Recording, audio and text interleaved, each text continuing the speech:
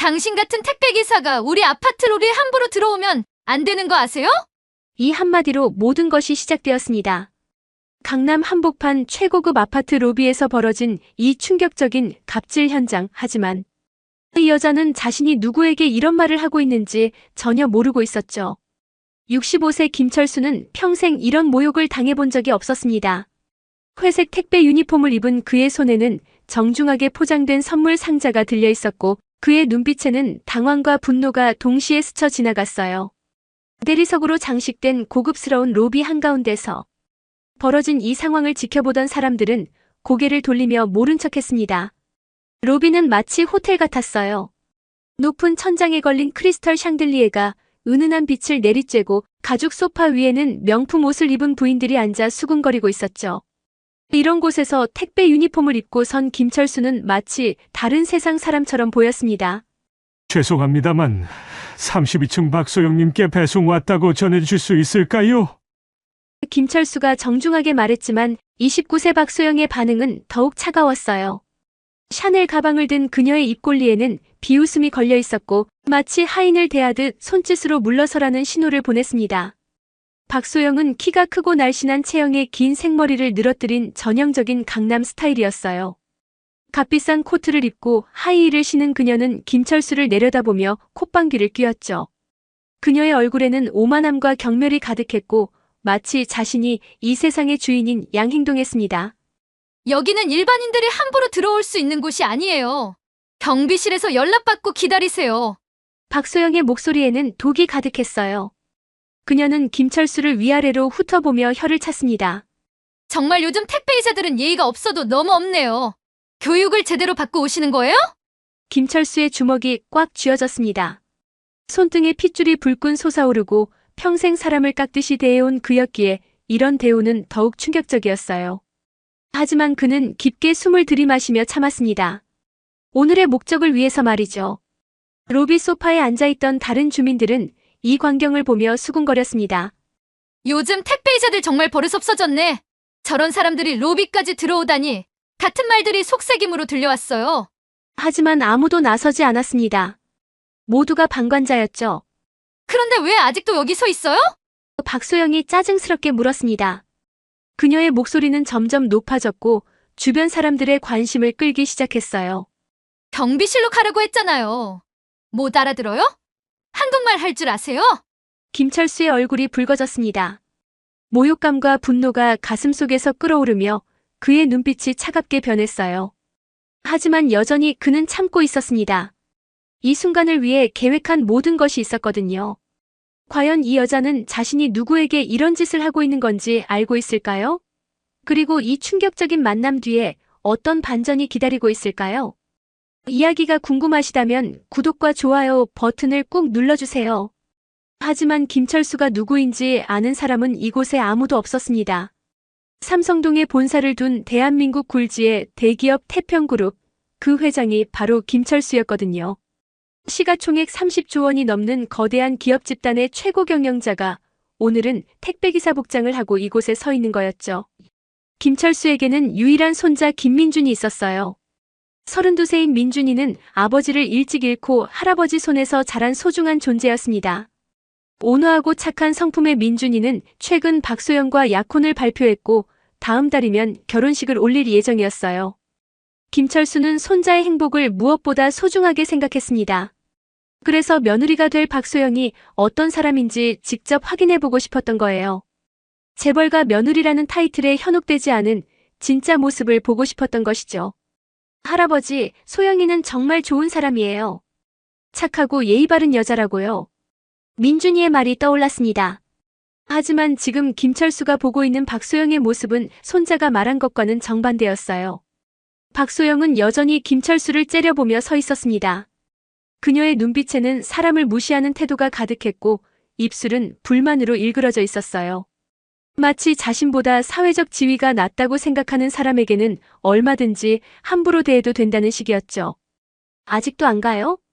박소영이 다시 말했습니다. 이번에는 목소리에 짜증이 더욱 묻어났어요. 경비 아저씨한테 말해서 앞으로 택배기사들 로비 출입 금지시켜야겠네요. 정말 불쾌해 죽겠어요. 김철수는 속으로 한숨을 쉬었습니다. 손자가 평생을 함께할 여자가 이런 사람이라니 마음이 무너져 내렸어요. 하지만 아직 확신할 수는 없었습니다. 혹시 오해가 있을 수도 있고 오늘 컨디션이 안 좋은 걸 수도 있으니까요. 소영 양, 혹시 제가 실수한 게 있다면 사과드립니다. 김철수가 정중하게 고개를 숙였습니다. 다만 이 선물은 꼭 전해드려야 할 중요한 물건이라서요. 박소영은 김철수의 사과를 듣고도 표정이 누그러지기는커녕 더욱 비웃음을 지었어요. 뭐가 그렇게 중요한 물건이라고 이런 식으로 행동하세요? 돈이라도 들어있어요? 그녀는 김철수가 든 선물 상자를 의심스럽게 바라봤습니다. 고급스럽게 포장된 상자였지만 박소영에게는 그저 수상한 물건으로 보였던 거예요. 혹시 이상한 거 아니죠? 요즘 택배 4층에서 사기치는 사람들 많다던데. 김철수의 인내심이 서서히 한계에 다다르고 있었습니다. 평생 사람들로부터 존경받으며 살아온 그였는데 이런 대우를 받는 건 처음이었거든요. 특히 자신의 며느리가 될 사람에게서 말이에요. 로비에서 이 광경을 지켜보던 다른 주민들의 반응도 가지각색이었습니다. 어떤 이는 박소영의 편을 들며 요즘 택배기사들 정말 선을 모른다고 수군거렸고, 또 어떤 이는 그래도 너무 심한 애라며 작은 목소리로 중얼거렸어요. 하지만 대부분은 그냥 구경거리 정도로 여기며 지켜만 보고 있었습니다. 이런 상황에서 나서서 중재하려는 사람은 아무도 없었어요. 모두가 각자의 안전지대에서 방관할 뿐이었죠. 김철수는 이런 사람들의 모습을 보며 더욱 쓸쓸함을 느꼈습니다. 박소영의 갑질은 여기서 끝나지 않았습니다. 오히려 더욱 심해졌어요. 그녀는 김철수를 위아래로 훑어보더니 혀를 차며 말했습니다. 정말 몰상식하네요.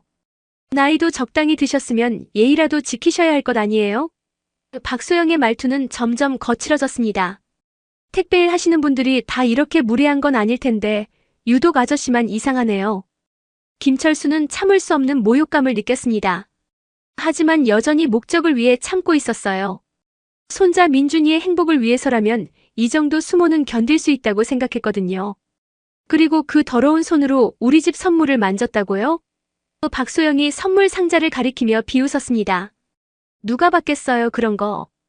위생 상태도 의심스러운데. 이 말에 김철수의 얼굴이 일그러졌어요. 자신이 정성스럽게 준비한 선물을 이런 식으로 모독당하다니 견디기 어려웠습니다. 그 상자 안에는 손자를 위해 직접 고른 고급 시계가 들어있었거든요. 박소영은 거기서 멈추지 않았습니다. 아저씨 같은 분이 우리 동네에 돌아다니면 집값 떨어져요. 알아요? 그녀의 목소리가 로비 전체에 울려 퍼졌어요. 여기는 아무나 살 수 있는 곳이 아니라고요. 주변 사람들이 더욱 관심을 갖고 지켜보기 시작했습니다. 어떤 부인은 핸드폰을 꺼내 이 광경을 촬영하려다가 망설였고, 또 어떤 사람은 동조하듯 고개를 끄덕였어요. 맞아요. 요즘 이런 사람들 때문에 우리가 피해보는 일이 너무 많아요. 옆에서 지켜보던 다른 여성이 박소영의 편을 들었습니다. 보안이 허술해도 너무 허술한 것 같아요. 김철수는 이런 반응들을 보며 깊은 실망감을 느꼈습니다. 사람들이 이렇게 쉽게 약자를 무시하고 차별하는 모습, 그리고 그런 행동에 동조하는 모습이 너무나 실망스러웠어요. 그런데 정말 누구한테 배송 온 거예요? 박소영이 의심스러운 눈초리로 물었습니다. 혹시 거짓말하는 거 아니죠? 여기 사는 사람들은 다 제가 알고 있는데. 김철수가 대답하려는 순간 박소영이 먼저 말을 이었어요. 설마 302층 박소영이 접니까? 그게 접니다. 그런데 전 아무것도 주문한 적 없어요. 사실은. 김철수가 말하려던 찰나 박소영이 손을 들어 제지했습니다. 됐어요. 더 이상 듣고 싶지 않아요. 그녀의 태도는 더욱 오만해졌어요. 어차피 잘못 온 거겠죠. 다른 데 가서 확인해 보세요. 박소영은 김철수에게 등을 돌리며 엘리베이터 쪽으로 걸어가기 시작했습니다. 하지만 몇 걸음 가다가 다시 돌아서서 말했어요. 그리고 앞으로는 경비실에서 미리 연락받고 오세요. 이런 식으로 무단 침입하면 안 됩니다. 그녀의 말에는 경고의 의미가 담겨 있었어요. 김철수는 이 모든 상황을 지켜보며 마음속으로 결심했습니다. 더 이상 참을 수 없었거든요. 손자의 행복도 중요하지만 이런 사람과는 가족이 될 수 없다고 생각했어요. 이제는 자신의 정체를 밝혀야 할 때가 왔다고 느꼈습니다. 로비의 분위기는 점점 더 냉랭해졌습니다. 김철수를 향한 시선들은 대부분 곱지 않았어요. 사람들은 마치 불청객을 보는 듯한 눈빛으로 그를 바라보며 수군거렸습니다. 저런 사람이 어떻게 여기까지 들어온 거야? 한 중년 남성이 부인에게 속삭였어요. 경비가 제대로 일을 안 하나 봐. 또 다른 여성은 박소영에게 동조하며 말했습니다. 소영 씨가 잘했어요. 요즘 이런 사람들한테 선 넘으면 안 되죠. 그녀의 말에 주변 사람들이 고개를 끄덕였어요. 김철수는 이런 반응들을 보며 깊은 분노를 느꼈습니다. 자신이 평생 쌓아온 신념과 가치관이 무너져 내리는 것 같았어요.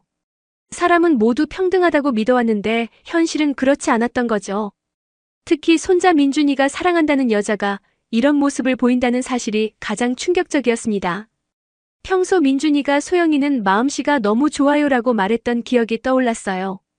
과연 그 말이 진실이었을까요? 김철수의 주먹이 더욱 꽉 쥐어졌습니다. 손등의 핏줄이 선명하게 드러났고 얼굴은 분노로 붉어졌어요. 하지만 여전히 참고 있었습니다. 아직 마지막 카드를 쓸 때는 아니라고 생각했거든요. 박소영은 엘리베이터 앞에서 다시 한번 김철수를 돌아보며 말했습니다. 정말 이해가 안 되네요. 나이 드신 분이 왜 이렇게 고집을 부리시는지. 그녀의 말에 로비에 있던 경비원이 다가왔어요. 50대 중반의 경비원은 상황을 파악하고 나서 김철수에게 말했습니다. 아저씨, 여기서는 미리 연락을 받고 올라가야 해요. 규칙이거든요. 경비원의 말투는 그나마 정중했지만 역시 김철수를 하급자로 보는 시선이었어요. 김철수는 경비원을 바라보며 말했습니다. 알겠습니다. 하지만 이 선물만큼은 꼭 전해드려야 합니다. 그럼 제가 대신 전해드릴게요. 경비원이 손을 내밀었어요. 하지만 박소영이 그것을 막았습니다. 아니에요, 받지 마세요. 뭐가 들어있는지도 모르는 걸 어떻게 받아요? 이 말에 김철수의 참을성이 한계에 달했습니다. 자신이 정성스럽게 준비한 선물을 의심스러운 물건 취급하다니 도저히 견딜 수 없었어요. 박소영 양 김철수의 목소리가 조금 변했습니다. 전보다 단호해졌어요. 제가 누구인지 아시고 그러시는 건가요? 박소영은 킬킬 웃으며 대답했어요. 누구긴 뭐예요, 택배기사잖아요. 그것도 예의 없는. 김철수의 눈빛이 차갑게 변했습니다. 이제는 더 이상 참을 이유가 없다고 생각했어요. 하지만 아직은 직접적으로 정체를 드러낼 때가 아니었습니다. 그렇다면 김철수가 천천히 말했어요. 제가 택배기사라서 이렇게 대하시는 건가요? 당연하죠. 박소영이 당당하게 대답했습니다. 신분에 맞게 행동해야죠. 여기는 아무나 오는 곳이 아니라고 몇 번 말해야 알아듣겠어요? 이 순간 김철수는 확신했습니다. 이 여자는 절대로 자신의 며느리가 될 자격이 없다고 말이에요. 손자 민준이에게는 미안하지만 이런 사람과의 결혼은 막아야겠다고 결심했습니다. 김철수는 주머니에서 휴대폰을 꺼냈습니다. 평범한 휴대폰처럼 보였지만 자세히 보면 일반인들이 쓰는 것과는 조금 다른 모델이었어요. 그는 전화번호를 누르기 시작했습니다. 잠깐만요. 김철수가 조용히 말했어요. 확인할 게 하나 있어서요. 박소영은 그 모습을 보며 비웃었습니다. 뭘 확인한다는 거예요? 혹시 상부에 고발이라도 하시려고요? 그녀는 여전히 김철수를 우습게 보고 있었어요. 전화가 연결되자 김철수가 말했습니다. 예, 접니다. 지금 강남 태평 아파트에 와 있는데. 네, 그렇습니다. 로비에 있던 사람들이 조금씩 관심을 보이기 시작했어요. 김철수의 말투와 분위기에서 뭔가 다른 느낌이 났거든요. 평범한 택배기사와는 다른 품격이 느껴졌습니다. 김철수는 통화를 마치고 휴대폰을 주머니에 넣었어요. 그리고 박소영을 바라보며 말했습니다. 곧 누군가가 올 겁니다. 누가 와요? 박소영이 의아해하며 물었어요. 혹시 택배회사 사람이에요? 그럼 잘 됐네요. 제대로 교육을 시켜야겠어요. 하지만 김철수는 대답하지 않았습니다. 대신 로비 소파에 조용히 앉아서 기다리기 시작했어요. 그의 자세는 전보다 훨씬 당당해 보였습니다. 몇 분 후 아파트 입구로 검은색 고급 세단이 들어왔어요. 벤틀리였습니다. 차에서 정장을 입은 중년 남성이 내렸고 그는 곧바로 로비로 향했어요. 회장님. 그 남성이 김철수를 보자마자 깍듯이 인사했습니다. 왜 이런 곳에서 기다리고 계십니까? 이 말에 로비 전체가 순식간에 조용해졌어요. 모든 사람들의 시선이 김철수에게 집중됐습니다. 특히 박소영의 얼굴은 창백해지기 시작했어요. 회장님이라고? 박소영이 떨리는 목소리로 중얼거렸습니다. 뭔 소리예요? 정장을 입은 남성은 태평그룹의 비서실장 이한수였어요. 그는 상황을 파악하고 나서 김철수에게 말했습니다. 무슨 일이 있으셨습니까? 김철수는 천천히 일어나며 대답했어요. 별일 아닙니다. 다만 교육이 필요한 분이 계시네요. 이한수 비서실장이 주변을 둘러봤습니다. 그의 시선이 박소영에게 머물렀어요. 혹시 무리한 일이 있었습니까? 박소영은 이제야 상황을 어렴풋이 이해하기 시작했습니다. 자신이 지금까지 무시하고 모욕했던 사람이 단순한 택배기사가 아닐 수도 있다는 생각이 들었어요. 잠깐만요. 박소영이 황급히 말했습니다. 혹시 오해가 있는 건 아니죠? 이분이 택배기사라고 했는데. 김철수는 박소영을 바라보며 차분히 말했어요. 맞습니다. 오늘은 택배기사 역할을 했죠. 하지만 제 본업은 조금 다릅니다. 로비에 있던 다른 사람들도 수군거리기 시작했어요. 저분이 진짜 회장이라고? 어느 회사 회장이지? 왜 택배기사 복장을 했을까? 분위기가 완전히 달라지기 시작했습니다. 방금까지 김철수를 무시하던 사람들이 이제는 조심스럽게 그를 바라보고 있었어요. 특히 박소영의 얼굴은 점점 더 창백해져 갔습니다. 제가 태평그룹 회장 김철수입니다. 김철수가 마침내 자신의 정체를 밝혔어요. 이 한마디에 로비는 완전히 얼어붙었습니다. 태평그룹이라는 이름이 주는 충격은 대단했어요.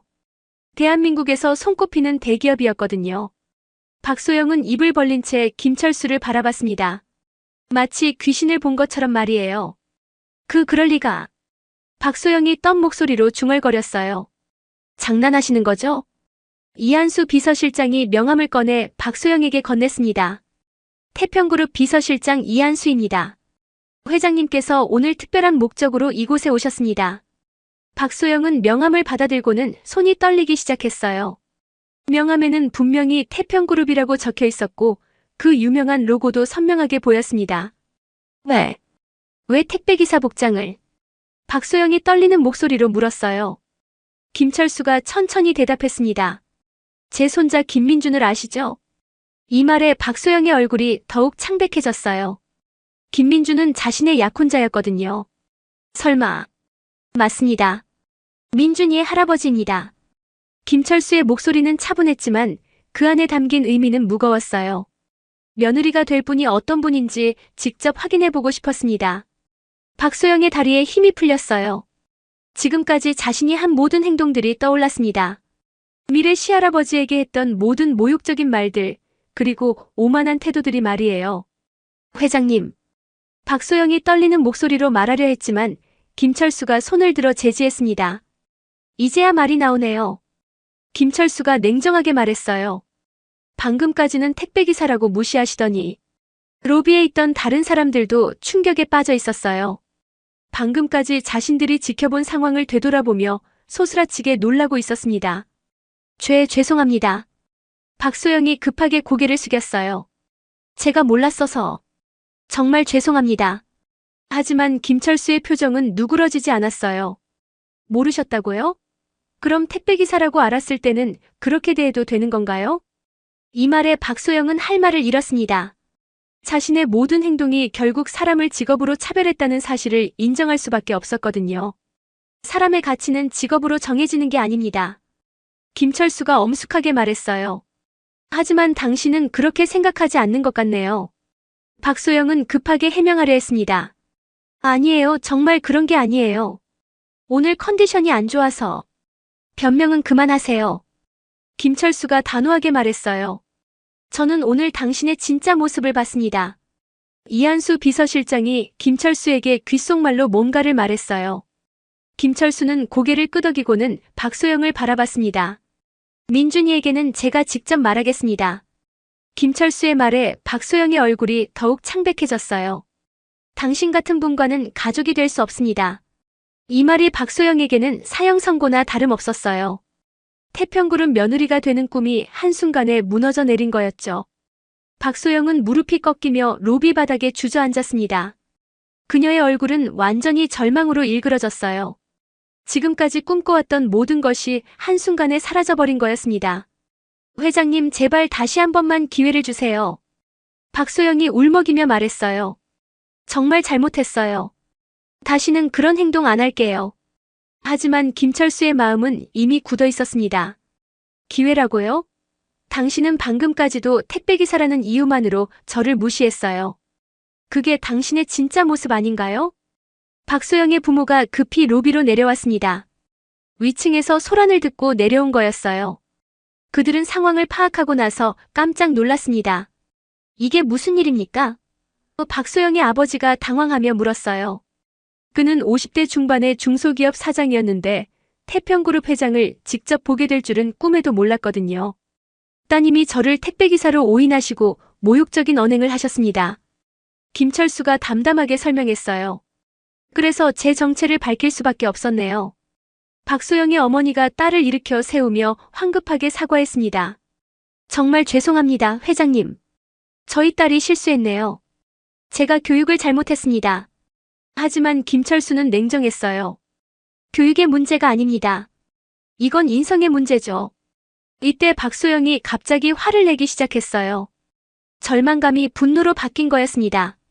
이게 다 회장님 잘못이에요. 왜 거짓말을 하셨어요? 이 말에 로비에 있던 모든 사람들이 충격을 받았어요. 지금 상황에서 저런 말을 하다니 정말 상식 밖이었거든요. 제가 거짓말을 했다고요? 김철수가 차갑게 반문했어요. 택배기사라고 속이셨잖아요. 박소영이 소리쳤습니다. 정체를 숨기고 저를 시험했잖아요. 김철수는 한숨을 내쉬며 말했어요. 그렇다면 택배기사에게는 그렇게 대해도 된다는 말씀인가요? 박소영은 할 말을 잃었지만 여전히 분하다는 표정을 지었어요. 자신이 잘못했다는 것을 인정하기보다는 김철수를 원망하고 있었습니다. 소영아, 그만해. 박소영의 아버지가 딸을 제지했어요. 지금 뭐 하는 거야? 하지만 이미 늦었어요. 김철수는 박소영의 진짜 성격을 완전히 파악했습니다. 겉으로는 사과하는 것 같지만 속으로는 전혀 반성하지 않고 있다는 걸 알 수 있었어요. 이한수 실장, 김철수가 비서실장을 불렀어요.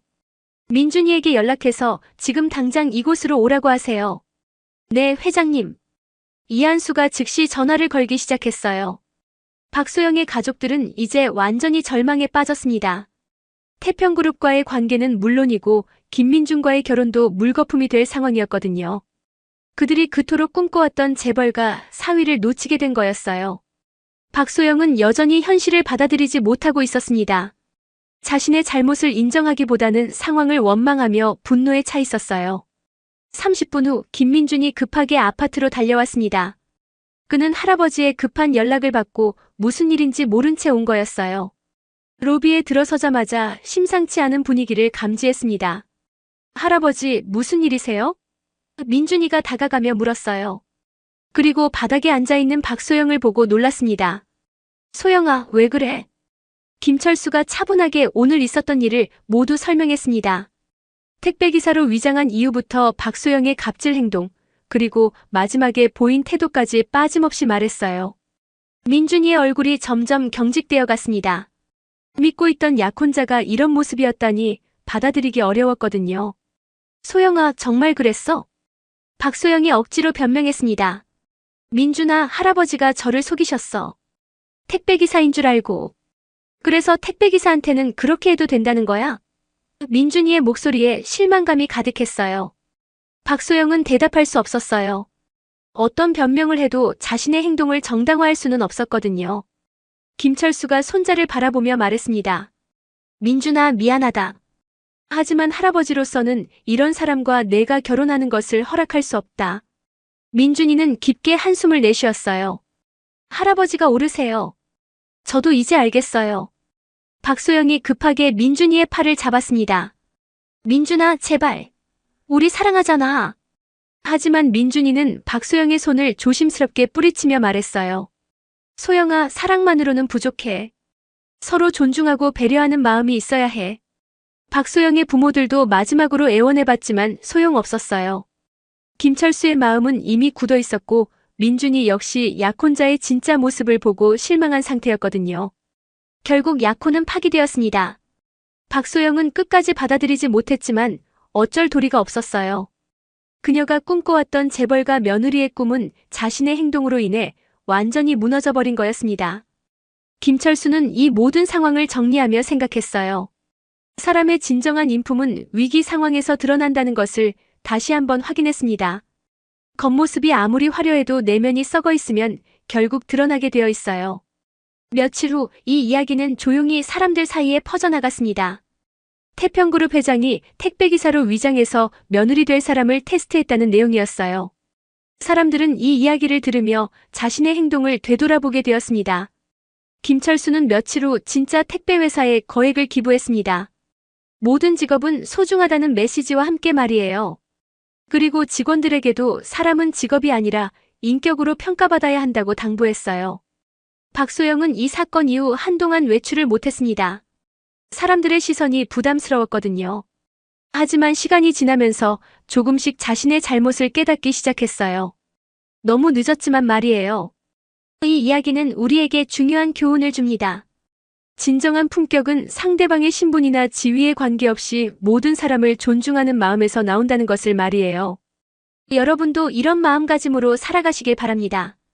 이 감동적인 이야기가 도움이 되셨다면 댓글로 여러분의 생각을 들려주세요.